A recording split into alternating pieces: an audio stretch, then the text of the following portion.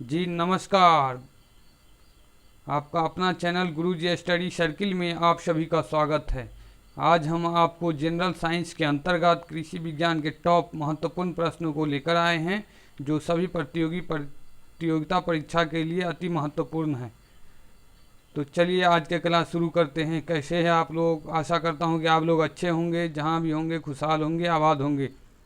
तो चलिए आज के क्वेश्चन शुरू करते हैं।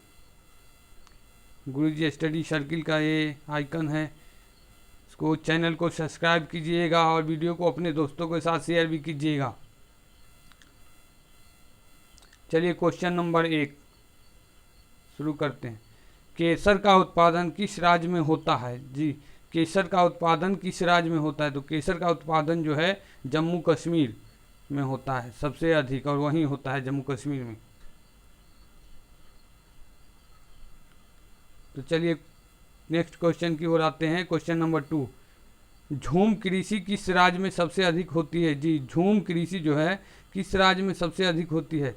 तो झूम कृषि जो है आसाम में सबसे अधिक होती है, आसाम में।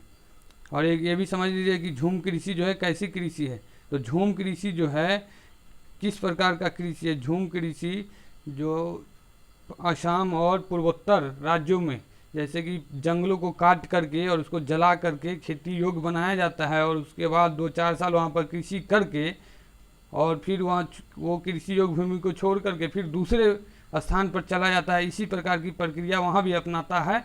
जंगल को काट करके जला करके और वहाँ खेती करता है, फिर 2-4 साल खेती करने के पश्चात जो है वहाँ छोड़ के उस स्थान को चला जाता है। वही झूम कृषि हुआ। जी, ये सबसे ज़्यादा जो है आसाम में इस प्रकार की खेती होती है। चलिए नेक्स्ट क्वेश्चन की ओर आते हैं। सोया प्रदेश किस प्रदेश को कहा जाता है? सोया प्रदेश जो है मध्य प्रदेश को कहा जाता है। किस लिए कहा जाता है? क्योंकि वहाँ जो है सोयाबीन का सबसे ज़्यादा खेती होता है, और सोयाबीन का सबसे बड़ा उत्पादक जो है इंडिया में, भारत में जो है मध्य प्रदेश ही है। जी, मध्य प्रदेश को भारत का हृदय भी कहा जाता है। जी, इंडिया का हृदय, जी मध्य प्रदेश। चलिए नेक्स्ट क्वेश्चन की ओर आते हैं। मसालों का बगीचा जो है किस राज्य को कहा जाता है? मसालों का बगीचा जो है, मसाला जो विभिन्न प्रकार का मसाला जो है वो केरल में उपजाया जाता है, इसलिए केरल को जो है मसालों का बगीचा कहा जाता है। जैसे कि इलायची, लौंग, ये सब बहुत सारे मसाला जो है केरल में उपजाया जाता है। चलिए नेक्स्ट क्वेश्चन की ओर आते हैं। अनाज की रानी किस फसल को बोला जाता है? जी, अनाज की रानी जो है मक्का को बोला जाता है, मक्का। अंगूर का बगीचा किसको कहा जाता है? जी, अंगूर का बगीचा जो है किसको कहा जाता है, किस शहर को कहा जाता है? जैसे कि मसालों का बगीचा जो है केरल को कहा जाता है, उसी प्रकार अंगूर का बगीचा जो है नासिक को कहा जाता है। नासिक जो कि महाराष्ट्र में है, और महाराष्ट्र की राजधानी मुंबई है। जी, मुंबई से पीछे पड़ता है नासिक, वहाँ नासिक को अंगूर का बगीचा कहा जाता है। वहाँ सबसे ज़्यादा अंगूर उपजाया जाता है। अंगूर और अनार वगैरह सब, ये सब जो है नासिक से ही ज़्यादातर आता है। चलिए नेक्स्ट क्वेश्चन की ओर आते हैं। चावल का कटोरा किस राज्य को कहा जाता है? जी, चावल का कटोरा जो है छत्तीसगढ़ को कहा जाता है। छत्तीसगढ़ जो कि मध्य प्रदेश से अलग होकर के एक अलग राज्य का गठन किया 2000 ईस्वी में। जी, वहाँ की छत्तीसगढ़ में जो है सबसे ज़्यादा चावल उपजाया जाता है, इसलिए छत्तीसगढ़ को जो चावल का कटोरा कहा जाता है। वैसे पश्चिम बंगाल में भी सबसे ज़्यादा चावल होता है। चलिए, केंद्रीय चावल शोध संस्थान कहाँ है? केंद्रीय चावल शोध संस्थान जो है कटक में है, जो कि कटक जो है कटक में है। कटक उड़ीसा राज्य में है। जी, उड़ीसा राज्य का जो है शहर है कटक, वहाँ की चावल शोध संस्थान है। चलिए नेक्स्ट क्वेश्चन की ओर आते हैं। भारतीय कृषि अनुसंधान संस्थान कहाँ है? भारतीय कृषि अनुसंधान संस्थान जो है नई दिल्ली में है। चलिए नेक्स्ट क्वेश्चन नंबर 3। भारतीय गन्ना शोध संस्थान कहाँ है? जी, भारतीय गन्ना शोध संस्थान जो है लखनऊ में है। वहाँ गन्ना के ऊपर शोध वगैरह ये जो है, वहाँ इंस्टीट्यूट है गन्ना का शोध संस्थान है। गन्ना की फसल में कैसे पैदावार बढ़ाया जाए, ये सब। चलिए नेक्स्ट क्वेश्चन के बाद, केंद्रीय आलू शोध संस्थान कहाँ है? केंद्रीय आलू शोध संस्थान जो है शिमला में है जी। शिमला जो है, ये बताइए शिमला कहाँ पड़ता है? शिमला जो है हिमाचल प्रदेश की राजधानी है शिमला, वहाँ जो है आलू शोध संस्थान है। और शिमला और ये जो है हिमाचल प्रदेश में सेब भी बहुत उत्पादन होता है, हिमाचल प्रदेश में सेब जी। चलिए नेक्स्ट क्वेश्चन की ओर आते हैं, राष्ट्रीय डेयरी अनुसंधान संस्थान कहाँ है? राष्ट्रीय डेयरी अनुसंधान संस्थान जो है करनाल में है। ये करनाल कहाँ पड़ता है बताइए? करनाल जो है हरियाणा का एक शहर है जी। पानीपत तो जानते हो गए, पानीपत का प्रथम युद्ध, द्वितीय युद्ध, ये सब जो है पानीपत भी है करनाल के बगल का शहर है जी। ये भी हरियाणा में पड़ता है पानीपत, और करनाल भी हरियाणा में पड़ता है। उससे संबंधित रिलेटेड याद रखिएगा, रिलेटेड। राष्ट्रीय डेयरी अनुसंधान संस्थान, डेयरी मतलब ये जो दूध से संबंधित जो संस्थान है, डेयरी संस्थान, वो करनाल में है जी, हरियाणा राज्य में पड़ता है। चलिए नेक्स्ट क्वेश्चन की ओर आते हैं, भारत में कुल राष्ट्रीय आय का कृषि से कितना प्रतिशत प्राप्त होता है? भारत में कुल राष्ट्रीय आय का जो है स्रोत कृषि से कितना प्रतिशत जो है प्राप्त होता है? तो ये 22% है, 22%। चलिए नेक्स्ट क्वेश्चन की ओर आते हैं, कपास की खेती के लिए कौन सी मिट्टी उपयुक्त होती है? उपयुक्त है जी। कपास की खेती के लिए है कौन सी मिट्टी जो उपयुक्त है? तो ये कपास की खेती के लिए जो काली मिट्टी है सबसे ज़्यादा उपयुक्त होती है। और ये कपास का खेती कहाँ होता है ये बताइए? तो कपास की खेती जो है गुजरात में होती है और महाराष्ट्र में होती है। जैसे कि बहुत सारे कपास का ही वो जो वस्त्र वगैरह बनते हैं ना, वो कपास के से ही बनता है। कपास से रुई तैयार होता है, रुई से जो है वस्त्र तैयार होता है। कपड़ा उद्योग सब ज़्यादा गुजरात वगैरह में इसलिए ज़्यादा है। चलिए नेक्स्ट क्वेश्चन की ओर आते हैं, काली मिट्टी को और किस नाम से जाना जाता है? काली मिट्टी को जो है रेगुर नाम से भी जाना जाता है, रेगुर। और जलोढ़ मिट्टी को, ये सब है जो गंगा के मैदानी क्षेत्रों में होती है, जलोढ़ मिट्टी। जलोढ़ मिट्टी को कौन सा मिट्टी बोला जाता है? खादर और बांगर। और काली मिट्टी को रेगुर मिट्टी बोला जाता है।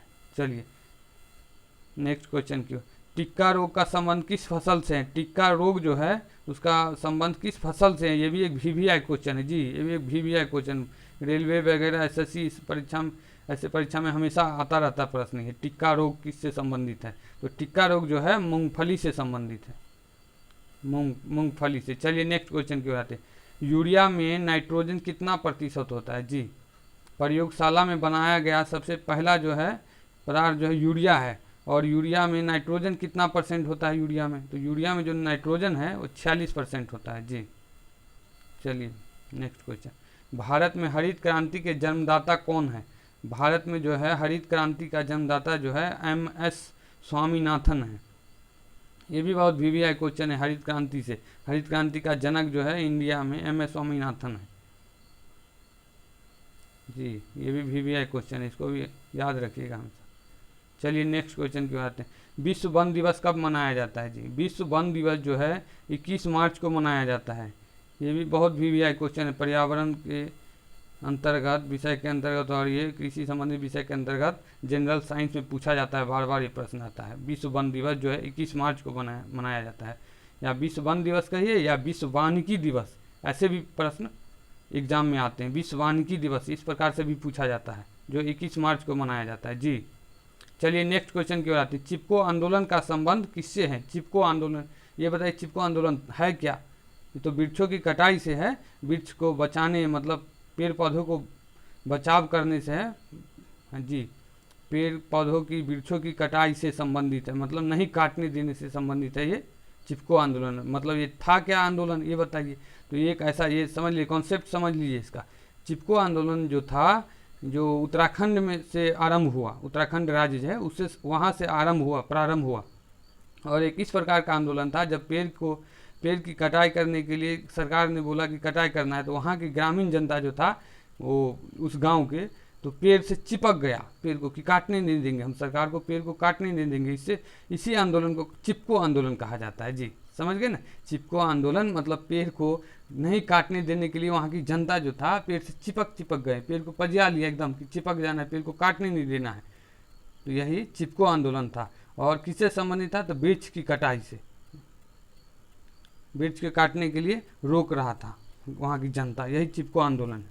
तो चलिए समझ गए चिपको आंदोलन। और नेक्स्ट क्वेश्चन की ओर आते हैं। अब ये बताइए चिपको आंदोलन को किसने प्रारंभ किया? जी, चिपको आंदोलन को किसने प्रारंभ किया? तो चिपको आंदोलन का जो था प्रणेता या प्रारंभ करने वाला सुंदरलाल बहुगुणा था। और यह बहुगुणा था, और ये कहाँ से स्टार्ट हुआ चिपको आंदोलन? मतलब तो उत्तराखंड, उत्तराखंड राज्य से, उत्तराखंड।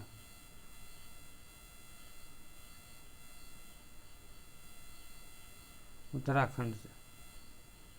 चलिए नेक्स्ट क्वेश्चन की ओर आते हैं। हरित क्रांति के जनक विश्व स्तर पर कौन थे? जी, हरित क्रांति के जनक जो थे वो इंडिया में जो थे हरित क्रांति के जनक MS स्वामीनाथन थे। और विश्व स्तर पर जो हरित क्रांति को बढ़ावा दिया जनक वो कौन थे? तो विश्व स्तर पर जो थे डॉक्टर नॉर्मन बोरलॉग थे। जी, विश्व स्तर पर। और इंडिया स्तर पर, तो इंडिया स्तर पर MS स्वामीनाथन थे हरित क्रांति के जनक। चलिए याद रखिएगा, दोनों इस सेट में है। चलिए नेक्स्ट क्वेश्चन की ओर आते हैं। भारत में हरित क्रांति का प्रारंभ कब हुआ? जी, भारत में हरित क्रांति का प्रारंभ जो हुआ 1960 के दशक में हुआ। और 1960 का जो दशक था और सन था कितना, एकदम एक करेक्ट सन मतलब ईस्वी, तो 1967 से 68 के बीच में। चलिए, तो हरित क्रांति का जो है प्रारंभ 1960 के दशक में हुआ। जी, और हरित क्रांति से ये देखिए किस फसल, जो कौन सा फसल था उस पर ज़्यादा प्रभाव पड़ा? तो हरित क्रांति से जो है गेहूं पर सबसे ज़्यादा प्रभाव पड़ा और गेहूं के उत्पादन में जो है बहुत ज़्यादा वृद्धि हुआ। जी, तो चलिए नेक्स्ट क्वेश्चन की ओर आते हैं। फल संबंधी अध्ययन को क्या कहते हैं? फल संबंधी जो अध्ययन करते हैं उसको पोमोलॉजी कहते हैं। जी, पोमोलॉजी। चलिए नेक्स्ट क्वेश्चन की ओर आते हैं। क्वेश्चन नंबर 25, सेरीकल्चर किससे संबंधित है? जैसे फल संबंधी अध्ययन को जो पोमोलॉजी बोलते हैं, उसी प्रकार सेरीकल्चर किससे संबंधित? ये भी एक VVI क्वेश्चन है हर बार, मतलब ज़्यादातर रेलवे के एग्जाम वगैरह इस सब में हमेशा आता रहता है। सेरीकल्चर किससे संबंधित है? तो सेरीकल्चर जो है रेशम उत्पादन से है, रेशम उत्पादन से, या रेशम कीटों का अध्ययन सेरीकल्चर कहते हैं। जी, चलिए नेक्स्ट क्वेश्चन। रेशम के कीड़ों को क्या कहते हैं? रेशम का कीड़ा जो होता है वो कीड़ा होता है ऐसा जो होता है उसको क्या कहते हैं? तो रेशम के कीड़ों को जो है कोकुन कहते हैं, कोकुन।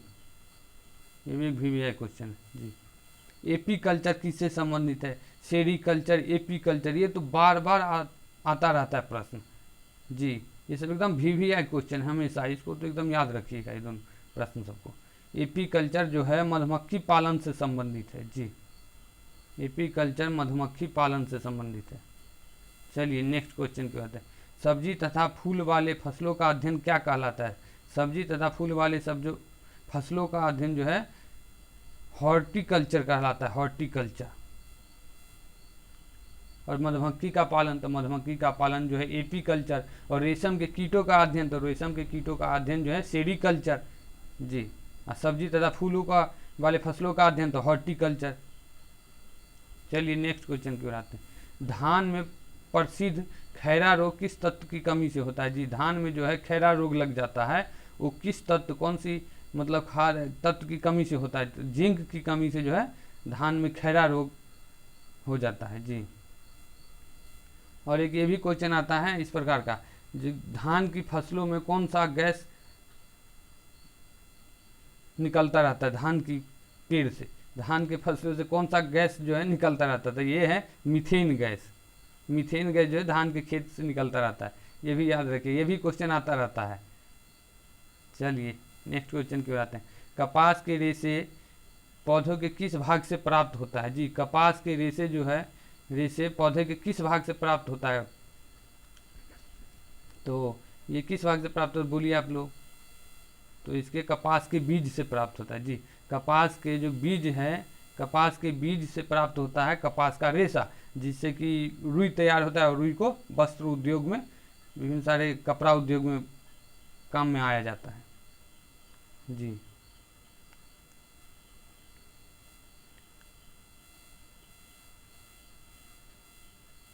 चलिए आज का क्वेश्चन यहीं पर समाप्त हुआ आज का क्लास।